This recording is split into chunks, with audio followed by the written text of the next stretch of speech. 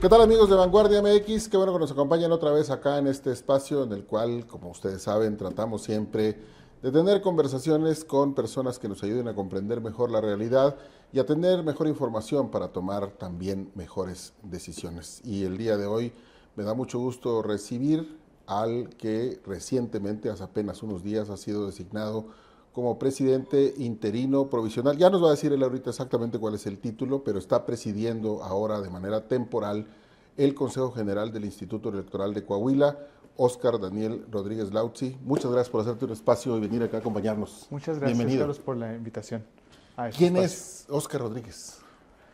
Mira, Óscar Rodríguez es una persona saltillense, orgullosamente saltillense, nacido aquí en la ciudad, educado y criado en la colonia Guayulera. ¿En el barrio? En el barrio que así, se consideraba pesado. A mí no se me hace tanto, fuerte, la verdad, creo ¿no? que era... Pues que porque era ahí, más porque ahí estuviste siempre. porque ¿no? estuve siempre, claro. Estudiante de escuelas públicas. El barrio toda la vida. recio. Un barrio considerado fuerte, Sí. un barrio bravo acá en Coahuila. Y bueno, pues hijo de Óscar Rodríguez, maquinista de profesión, bueno, de oficio. ¿Ferrocarrilero? Ferrocarrilero. Ah, bien. Y de María Victoria Fuentes, que es ama de casa. Entonces, vengo de esa zona. Y pues bueno, de escuela pública también, una persona que estudió en la escuela Álvaro Obregón, en principio, luego en la Federico Berroto Ramón, la Mariano Narváez y luego jurisprudencia. Y bueno, de ahí para allá, pues siguiendo especializándonos, una persona que me gusta mucho la parte académica, leo mucho, me gusta mucho leer de diferentes temas. Últimamente me he especializado mucho en temas, digamos, de carácter académico, pero disfruto también leer novelas, por ejemplo. El realismo mágico me gusta mucho, por eso soy muy feliz con las últimas series que han salido, tanto en Netflix como otras plataformas, ¿no? Me gusta esa parte. ¿Eres fan de Gabo? Pues, Me gusta Gabriel García Márquez, ya. justamente, sí me gusta él. El libro que más me gusta de él es Crónica de una muerte anunciada, creo que es un libro que me impacta por la forma en que se escribe. Sí, y bueno, esta cosa inusual de la literatura de decirte de una vez desde el decirte principio lo que va a pasar, ¿no? Así es, esta parte me gusta mucho. También leo muchos cuentos, esa es una parte que también a veces no comparto mucho, pero me gusta mucho leer cuentos clásicos. Me gusta mucho El fantasma de Canterville, me gusta mucho los cuentos de Oscar Wilde, por ejemplo. Alicia en el País de las Maravillas, tengo una versión muy bonita del año 1800, que es una de mis favoritas. Y bueno, pues me gusta mucho leer, leo mucho también de temas académicos también, evidentemente. Yeah. Y pues bueno, recientemente nombrado, sí, consejero provisional del Instituto Electoral de Coahuila. ¿Provisional es el cargo? Consejero presidente provisional yeah. del Instituto Electoral de Coahuila, gracias a mis compañeros y compañeras que pues votaron por mí para poder ejercer este cargo, pues luego de lo que ha venido sucediendo en el órgano electoral, ¿no? Y ante un reto que es justamente el reto claro. de la elección judicial. Oye, la gente que nos está viendo seguramente ya lo notó, porque además es evidente, eres muy joven. ¿Cuántos años tienes? 34. 34 años. Casi podría apostar que eres la persona más joven que ha ocupado el cargo. Pues quizás sí, la verdad no sabría decirlo, pero a ciencia cierta, pero posiblemente. Tengo... Y bueno, eres de formación abogado, nos acabas de comentar ahorita, ¿por qué decidiste estudiar Derecho? Bueno, una de las cosas que siempre me ha gustado, yo primero estudié medicina, curiosamente estuve en medicina, quería ser... ¿Cuánto tiempo? ¿Cuántos semestres? Un año completo. ¿Qué pasó ahí? Pues yo quería ser criminólogo, tenía como esta idea cuando estaba en la prepa de querer ser como criminalista, criminólogo. La carrera no existía en Saltillo, estaba en Monterrey. Las posibilidades económicas para irse a Monterrey en ese momento no se dieron, entonces pues lo que tuve más cerca era medicina y Derecho. Entonces, ¿por qué escogí primero medicina? Pues justamente porque pensé que por ahí podría entrar a un ámbito del carácter forense. Luego me di cuenta que no era lo mío porque no soy muy bueno para aguantar ver sangre, entonces dije, híjole, esto sí es complicado, ¿no? Para mí. En el mundo del derecho, pues fui también con la idea de ser penalista, de hecho, pues a veces me hace ubicado con temas de derecho penal. Claro. No soy penalista, la vida me llevó por otro lado muy distinto al que yo pensaba entrar. Cuando era estudiante me gustaba mucho el derecho penal, pero bueno, fui conociendo otras materias, fui adentrándome en lo que es la carrera del derecho y pues terminé enamorado del derecho electoral. Esto lo traigo desde que estaba en séptimo semestre de la carrera.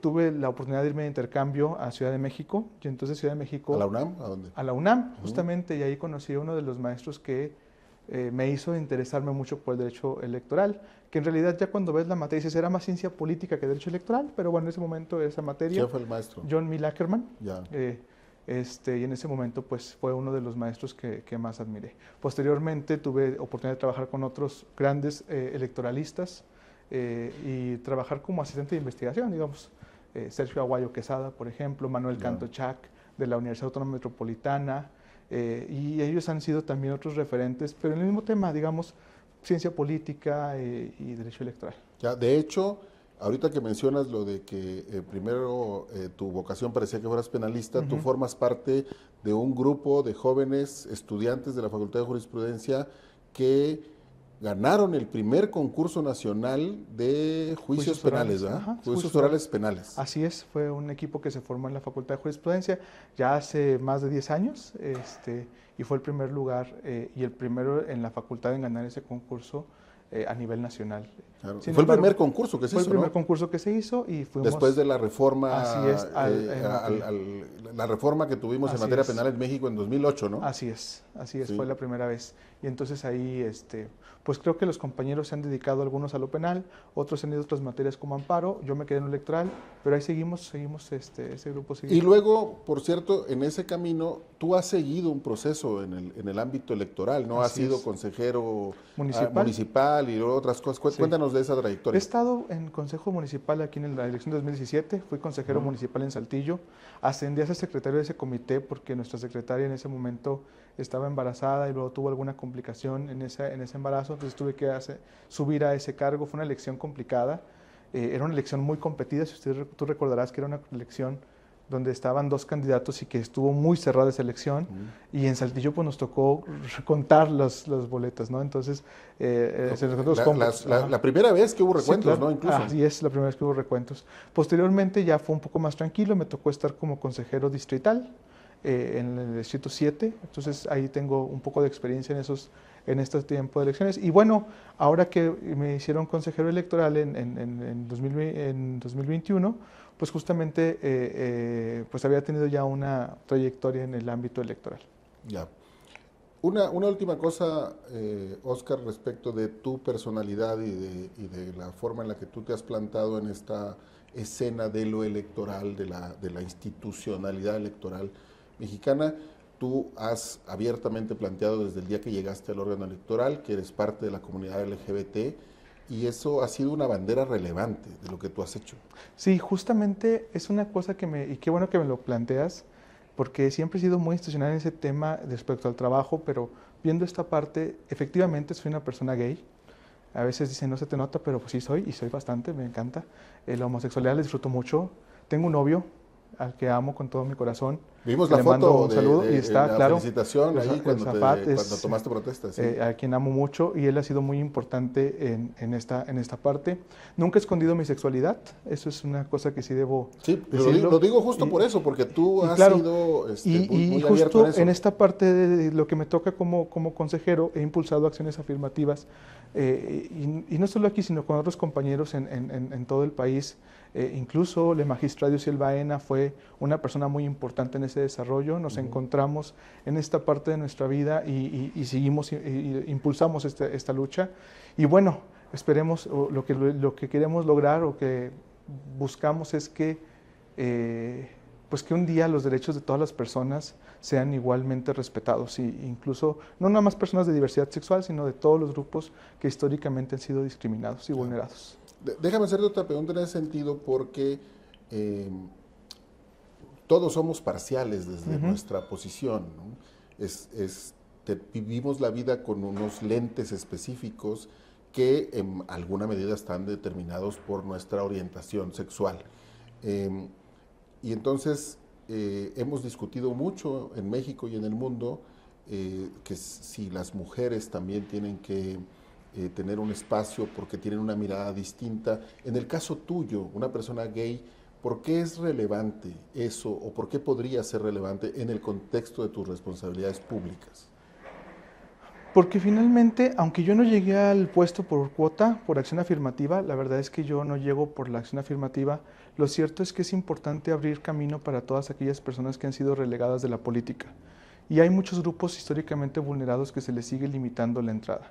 Hasta hace muy poco tiempo el ser parte de la diversidad sexual en un aspecto público era muy mal visto. Es decir, la familia tradicional, el heteropatriarcado, lo que decía es, el candidato ideal es el hombre que tiene a su esposa, a sus hijos y que va a cuidar bien de la familia porque sí va a cuidar bien del Estado. Entonces, como que sacaban de ese círculo de lo que era el candidato tradicional, y digo candidato porque así lo era, las mujeres no eran tomadas, por ejemplo, Claro. en cuenta, eran las mujeres en lo privado, los hombres en lo público. Ese paradigma que se creó durante muchos años en todos los países viene cambiando y entonces existen, ya lo lograron las mujeres y lo lograron pues todavía no al 100%, porque si bien tenemos el principio de paridad que garantiza 50-50, lo cierto es que todavía existen algunos mecanismos que utilizan ciertos actores políticos para evitar que las mujeres lleguen a tomar poder real, ¿no?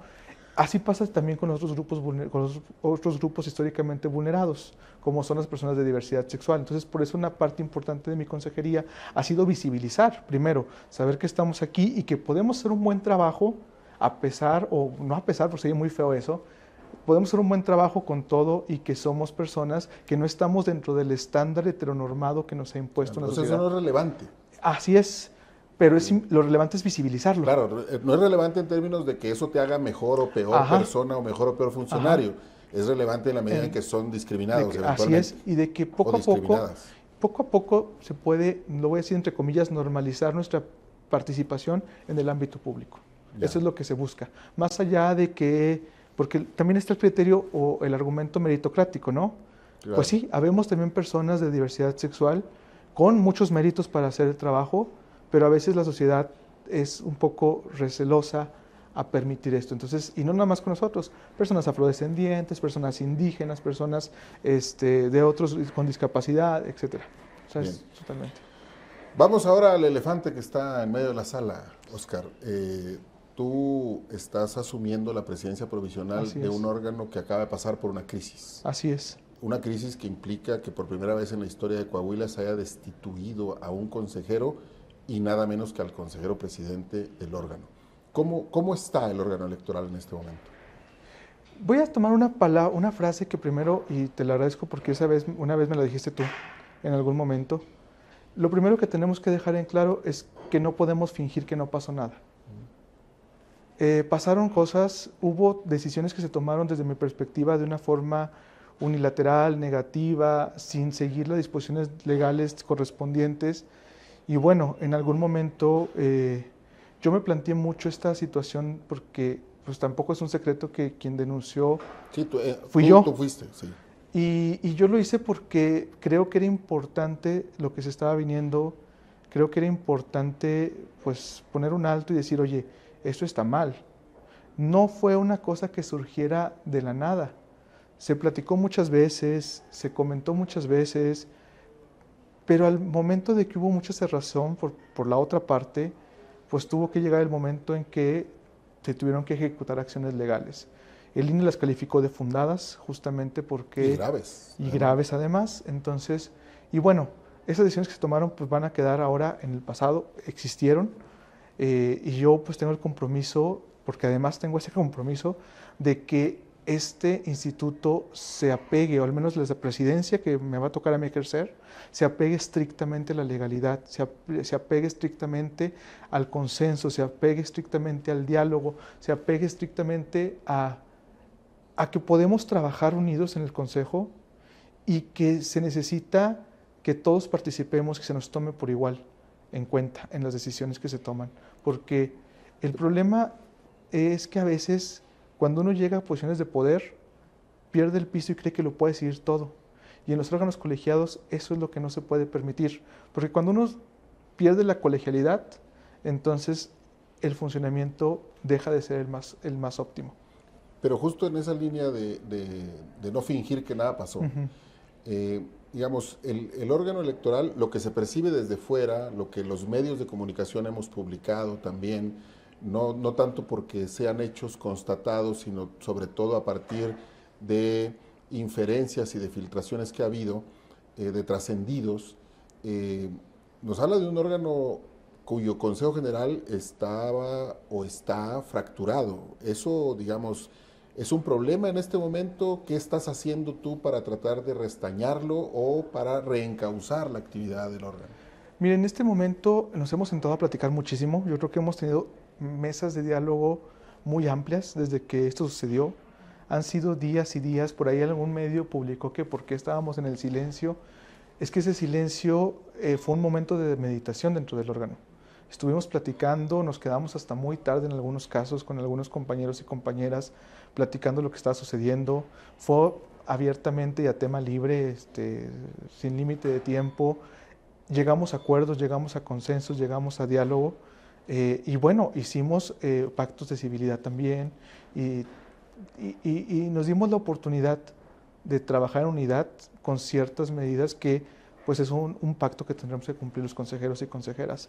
Eso es algo que se aprecia mucho porque justo el diálogo dentro de un órgano electoral pues es importante. Nos criticaron por ahí también en un medio de comunicación porque decidimos que la presidencia en un comunicado de una mesa privada, y le decía, es que eso se permite porque justamente todo ese diálogo previo nos permite salir a la mesa pública con acuerdos tomados y que sean certeros para la ciudadanía, que sepan lo que se va a decidir, porque ya tuvimos una mesa previa donde es pues una mesa donde se debate y se dan opiniones. Y donde eventualmente se dicen cosas que no tendrían por qué trascender a la esfera Como en pública todo. porque no benefician Así es. al órgano, ¿no? Así es, y es parte de la democracia. La democracia también es debatir. Entonces, Ya. eso es lo que hacemos los colegiados. Y para ser más específicos en este asunto del elefante que está en medio de la mesa, Oscar, el expresidente el hoy expresidente Rodrigo Paredes fue destituido del cargo porque se contrató personal que no debía haberse contratado porque no cumplía los requisitos, se les promovió en materia salarial por encima de las reglas internas. ¿Qué es lo que ha ocurrido? Porque esto además, hay que decirlo, no es exclusivo de Coahuila. Ha pasado en una buena cantidad de estados del país con órganos similares al IEC. Se nos deterioró la institucionalidad, los contrapesos, los órganos de control interno ya no están funcionando. ¿Cómo llegamos a esta realidad? Mire, yo creo que una de las cosas que pasa yo creo que la institucionalidad no se perdió, yo creo que más bien hay personas que específicamente hacen cosas que saben que posiblemente no están correctas, pero no tienen la suficiente ética para no hacerlo, para dejarlo de hacer o no hacerlo. Yo creo que, pues, o a veces también puede ser ignorancia, ¿no? Hay varias cosas, ¿no? Hay varios factores. Pero no es disculpable la ignorancia Este en es estos casos, ¿no, claro, Oscar? justamente, pues ya en un puesto de decisión como la ignorancia, pues, aunque la podamos ver, porque a veces había cosas que yo decía, Porque bueno, perdón, es que si fuera ignorancia, pues no debía haber pasado los filtros, ¿no? Del INE. sí, no, bueno, pues puede, esa es una de las cosas importantes. A ver, uno puede ver un perfil, un currículum, y luego darse cuenta de que a veces hay muchas cosas que uno no toma en cuenta, ¿no? Y eso, pues creo que pudo haber permeado. Me parece a mí que acá en el caso coahuilense específicamente, sí se tomaron decisiones muy negativas y se tomaron con conocimiento, a lo mejor, me parece a mí que por lo que he llegado a ver, incluso en el propio expediente queda clarísimo eso. Y bueno, pues es una cosa que tenemos que ir cambiando para que esto no permee más al órgano electoral aquí en Coahuila. Se ha trascendido a los medios, Oscar, que el último acto de Rodrigo Paredes fue despedir mediante un oficio a varias personas que él había llevado al órgano electoral y que eso le va a costar al IEC como $1,000,000, es lo que se ha dicho. ¿Es esto verdad? Sí, tenemos ahí un tema con la parte de las liquidaciones de las personas que fueron despedidas. En este caso yo quiero dejarlo muy claro, esto no tiene nada que ver con las personas, porque creo que el equipo incluso de él era un equipo valioso. Creo que ellos no tenían que ver con estas cuestiones en muchos casos, digamos, no digo que todos, no digo que era un equipo perfecto, había gente muy valiosa ahí, y sí, algunos, pues, incluso sin estar muy de acuerdo o no lo sé, pues ya fueron despedidos antes de que se tomara la decisión en el INE, y pues esto nos genera pues ahí un gasto Esta gente que es valiosa, que mencionas tú, ¿se les va a ofrecer que regresen al órgano? Estamos revisando la situación. Hasta ahorita estamos en esa revisión de ver qué es lo que está pasando y cómo se podría resolver. De cara al futuro, Oscar, insisto, estas cosas que pasaron, que fueron documentadas en la denuncia que tú presentaste en primer lugar y luego en la sustanciación del procedimiento que hizo el órgano especializado del INE y que terminó en el fallo de destitución, son conductas graves, son conductas que van en contra de los principios que rigen la función electoral y que a muchos les podrá parecer cosas de romanticismo, ¿no? Eso de la profesionalización y la legalidad y la máxima transparencia, etcétera, pero que eso es lo que sostiene a los órganos electorales, por lo menos en México. ¿Cómo se va a blindar el IEC para que esto no vuelva a ocurrir nunca más? Mira, tenemos ahí una serie de situaciones importantes. Lo primero es, y lo voy a poner con un documental que alguna vez vi y con una pintura que es muy específica. En Inglaterra hubo un rey que cayó justamente por hacer muchos abusos de su pueblo, Carlos I. Hay una pintura que se llama El último día de Carlos I, que esa se la ponían a los reyes después para que se dieran cuenta de que ninguna persona estaba por encima de la ley y que todos eran sujetos a la norma. Ese es un hito en el derecho constitucional inglés y creo que nos puede impactar de manera, cómo nos blindamos siguiendo la ley, cómo nos blindamos haciendo todo conforme a lo que establece. La materia electoral está regulada por muchos lados. No, bueno, hay muchas normatividades que hay que seguirse. Y es muy sencillo seguir la normatividad electoral cuando uno tiene digamos, cuando uno puede hacerlo, y cuando tiene la vocación la sigues. Sí. Entonces, la verdad es que yo creo que eso es lo primero. Lo primero es que todas las cosas que se hagan sean conforme a la ley. Podremos debatir, podremos interpretar, podemos tener debates fuertes. Ha habido debates fuertes en el Consejo Electoral. Pero esa es la esencia, de los órganos colegiados, ¿no? Que haya discrepancia. Pero mientras todos y cada uno de nosotros sigamos la ley y hagamos lo que la norma nos establece, vamos a estar seguros de que la institución va a caminar bien y que la ciudadanía va a tener eso que espera de nosotros, que los procesos judiciales salgan bien, porque además el IEC tiene una ventaja, un equipo técnico extraordinario y trasciende a las consejerías que hemos estado. ¿Por qué? Porque hay gente todavía que queda de la expresidenta, por ejemplo, Albert León, hay gente que llegó con Rodrigo Paredes, hay gente de varios... Que está desde el órgano anterior, desde ¿no? Antes de 2014. Y es gente que se ha profesionalizado tanto y tan especializado está que uno dice, estas personas valen muchísimo, porque pocas personas... Son el capital de la institución, así ¿no? es, son nuestro corazón, corazón del IEC, así se llama el grupo en donde están todo el capital, y valen muchísimo porque la verdad, ese nivel de especialización. Hoy vengo justamente de una reunión que hubo con la Comisión para el Proceso Judicial y estaban todos los directores, bueno, una parte de los directores reunidos y tú puedes ver el nivel de compromiso y puedes ver el nivel de especialización que tienen, que uno les puede decir muchas cosas, pero ellos tienen el conocimiento técnico y la experiencia, para hacerlo. Entonces, en ese sentido, yo tengo ese compromiso también con el órgano electoral. Y yo les dije en la reunión, no va a haber venganzas personales de ningún tipo. Yo aprecio que la gente tenga el expertise. Podremos o no tener configuración o podremos ser no amigos, pero mientras trabajemos por la organización, trabajemos por el IEC, trabajemos por la elección para que salga bien, lo demás nos sale sobrando. Nuestro trabajo, la elección, y lo decían en una rueda de prensa, está por encima de todos en este momento. Porque es un proceso inédito, porque hay muchísimas cosas que no estaban reguladas y que se van a ir regulando, eso tenemos que decirlo con posterioridad, pero esto nos implica mucho esfuerzo, mucho trabajo, pero también esa vocación de ese personal en el que yo confío y que creo que nos va a ayudar y nos va a ayudar muy bien a sacar esta elección. Claro, y justamente llegaste al punto que seguía, porque todo esto que hemos comentado es relevante en cualquier momento, pero hoy lo es más porque estamos en medio de un proceso, como bien dices, inédito, en el cual se van a elegir a los magistrados y jueces del Poder Judicial de Coahuila por primera vez en la historia, producto de la reforma constitucional que se hizo el año pasado en septiembre. ¿Está garantizada la elección? Sí, está garantizada. Estamos con el equipo presto, con el equipo experto y la elección va a salir y va a salir muy bien. ¿cuáles son los retos fundamentales que ves en esta, porque como es inédito y hay cosas que bien has dicho tú, pues esas se tienen que ir resolviendo sobre la marcha? ¿Cuáles son los que identificas en primera Mira, yo instancia? creo que la parte importante es la participación ciudadana. Creo que la gente es importante que salga a votar. Creo que la gente tiene que ir a las casillas, votar.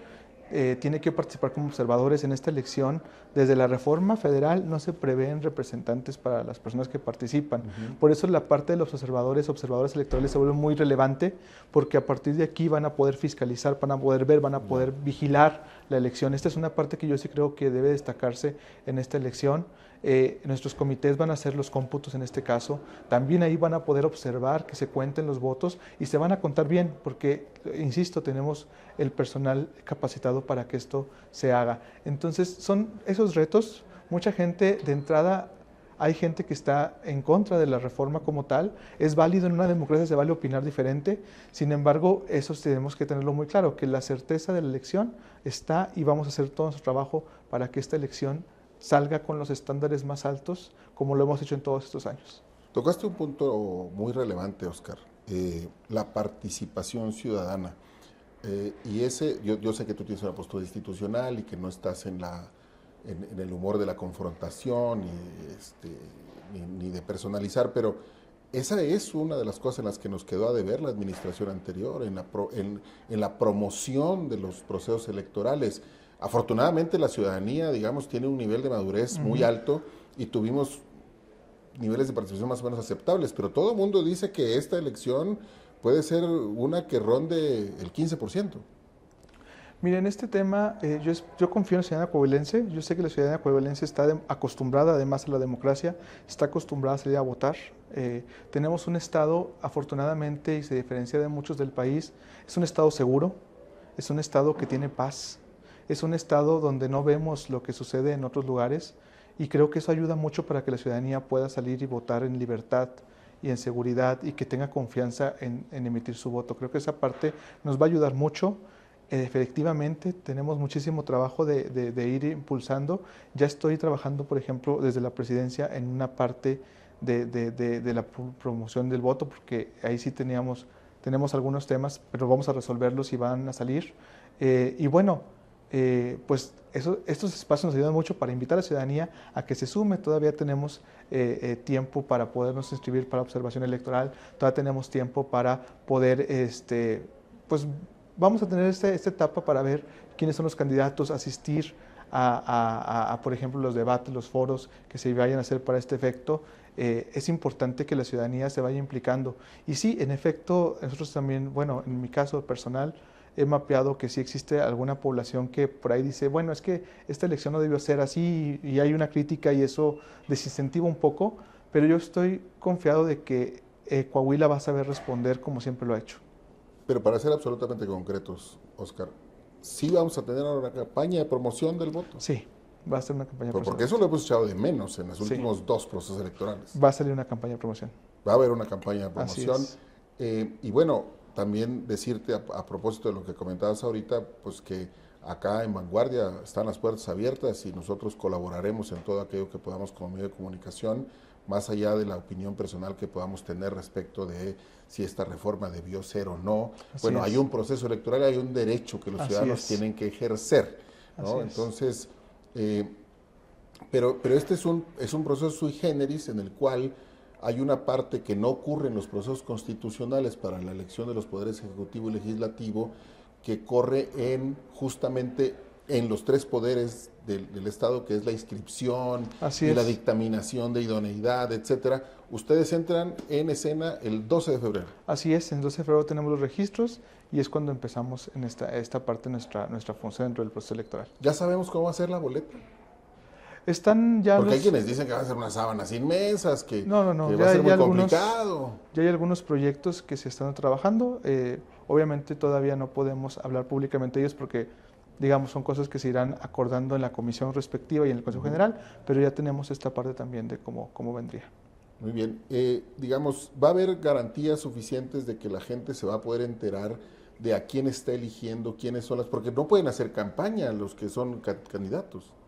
Va a haberse garantías suficientes, va a publicitarse el proceso electoral y justamente, ya que tengamos las listas, pues tendremos va a ser una de nuestros trabajos también, pues decirles a todos dónde poder consultar información. Se hace incluso un sistema que se llama Conóceles, es un Conóceles ahora para las personas del Poder Judicial, y eso justamente estamos trabajando también en cómo se va a operar, y pues nuestro trabajo va a ser difundir esa información para que todo el mundo pueda saber por quién está votando. Ya. Además del tema de la participación ciudadana, la logística siempre es un reto para los órganos electorales. ¿Qué otros desafíos ves enfrente, además del tema de la participación, que es seguramente central? Mira, tenemos que imprimir ahora 10 millones de boletas, es decir, un número, millones. Es un número pues inédito también, ese es otro de los retos que tenemos. Estamos ya trabajando en eso, incluso la dirección ya está, en la redacción de cómo van a hacer esta parte. Entonces también ese es el gran reto, ¿no? Va a ser una logística mucho más grande quizá. Estamos ahorita en el proceso de contratar también a quienes van a integrar nuestros comités judiciales municipales. Son 8 comités que se van a integrar. Hay una convocatoria abierta, ¿verdad? ¿Todavía está abierta? Todavía pueden, hasta el 31 de enero, todavía pueden inscribirse, invitamos a toda la gente. Y fíjate que curiosamente ha sido algo muy interesante porque a diferencia de otros años que hemos estado batallando para encontrar gente, en esta ocasión mucha gente se ha inscrito. Ah, mira, qué interesante. Entonces es algo es algo interesante porque nosotros pensábamos que iba a ser un poco más complicado y afortunadamente los números van cambiando día a día porque todos los días se puede registrar personas, pero tenemos unos números muy alentadores, al menos para poder ocupar estos. Y vamos a tener también una contratación de CAE, de supervisores. En su momento les daremos ya los datos específicos sobre todas estas plazas. Pero sí, estamos ahorita en este proceso. Ya. Ya está en marcha el proceso para la renovación de la presidencia y hay 3 consejerías más que concluir este año, ¿no? En noviembre, en octubre terminan las consejerías, 3 consejerías de Instituto Electoral. No ha salido todavía la convocatoria hasta donde yo tengo entendido. El INE tendrá en algún momento que emitir una convocatoria. La pudieran emitir, obviamente, por las 3 consejerías que se van. Por la presidencia, pues pudieran emitirla también para que se empataran. Y pues bueno, eso ya sería una cuestión que el INE estará publicitando para... Pero te preguntaba esto porque entonces a ti te va a tocar presidir el órgano hasta la jornada electoral por lo menos. Así es. Y muy probablemente hasta la emisión de resultados y la declaratoria de validez. Así es, todavía por lo menos hasta octubre, quizá ahí estaremos presidiendo. Del momento en que asumiste la presidencia al momento en que más o menos podemos calcular hoy que vas a dejar, ¿cuál es el tramo que crees que vas a recorrer? ¿Cómo va a cambiar la institución en ese tramo? Mira, yo tengo unos objetivos muy concretos. Uno de ellos es generar unidad en el Consejo, generar diálogo, escuchar a todos mis compañeras y compañeros. Otro de los objetivos es que el equipo el equipo de trabajo de todo el IEC esté en la mejor disposición de hacer sus funciones, es decir, no me gusta el estilo de estar maltratando a la personal ni estar como hostigando al personal. Sí, claro, habrá cosas que tendremos que decirles, oye, tiene que ser así, así, así. Exigir, claro, pero normalmente, entonces esa parte también la estoy cuidando mucho. La parte de tratar bien a las personas creo que es una de las cosas que son importantes en un órgano y parece muy simple, pero no siempre se ha tenido, entonces esa es una parte que también me gustaría cuidar. Y también tengo como una prioridad el que haya mucho diálogo interinstitucional. Creo que lo perdimos en cierto sentido y creo, lo he dicho, con el Ejecutivo del Estado, con el Legislativo, con el Judicial, porque en esta elección, a diferencia de las otras, nos implicamos de una forma mucho más cercana que en otros procesos electorales y me parece, ya estamos haciendo gestión también para haber más diálogo entre poderes, entre instituciones con el órgano electoral y creo que esto va a ser muy positivo. Muy bien. Pues mucho éxito, Oscar. Muchas gracias por en esta empresa inédita, además en la historia del país. Bueno, no es inédita exactamente porque hubo una época en que se eligieron popularmente, pero no existían los órganos electorales que hoy tenemos, ¿no? Así es. Y bueno, pues te pediría que otra vez invites a la población a que participe en este proceso. Pues miren, este proceso electoral, todos están invitados, participen, conozcan a sus candidaturas. Estamos en un proceso inédito, pero no por eso es un proceso que no vamos a sacar adelante. Entonces, el primer domingo de junio tengan la certeza de que esta elección va a salir y va a salir bien. Óscar, muchas gracias por haber venido y hacer un espacio en tu agenda. Y muchas gracias a ustedes por acompañarnos acá en este espacio de conversaciones. No se pierda la sintonía de Vanguardia MX. Nos vemos por acá en la próxima.